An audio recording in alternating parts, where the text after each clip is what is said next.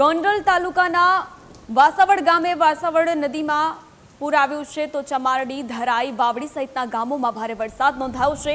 ધોધમાર વરસાદને લઈને વાસાવડી નદીમાં ભારે પૂર જેવી સ્થિતિનું નિર્માણ થયું છે તો બીજી વખત પૂરને લઈને નદી પરના તમામ ચેકડેમો ઓવરફ્લો થયા છે। નદી પરના તમામ ચેકડેમ ઓવરફ્લો થયા છે।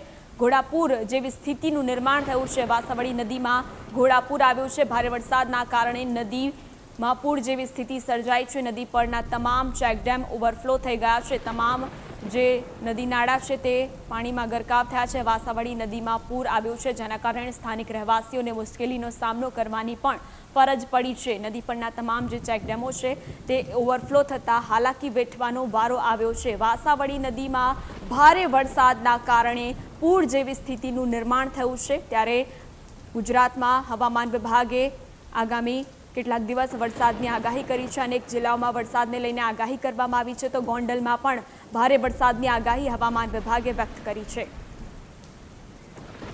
તો આજ મુદ્દે વધુ જાણકારી સાથે સંવાદદાતા ઋષિ આપણી સાથે જોડાઈ ચૂક્યા છે। ઋષિ, ભારે વરસાદના કારણે નદીમાં પૂર જેવી સ્થિતિનું નિર્માણ થયું છે, શું વધુ વિગત?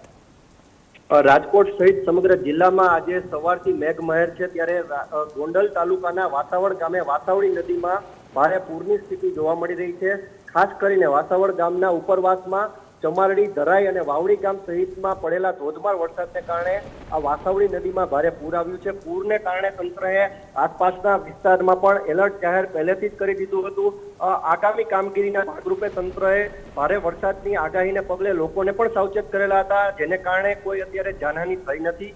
ખાસ કરીને બીજી વખત નદીમાં આવેલા પૂરને લઈને નદી પરના તમામ ચેકડેમો અત્યારે ઓવરફ્લો થઈ ગયા છે અને આગામી દિવસોમાં જે પાણીની સમસ્યા છે તે આસપાસના વિસ્તારમાં પાણીની સમસ્યા પણ હલ થઈ ગઈ છે તે પ્રકારનું અત્યારે રાજકોટ જિલ્લામાં જોવા મળી રહ્યું છે। જી ઋષિ, માહિતી બદલ આપનો આભાર।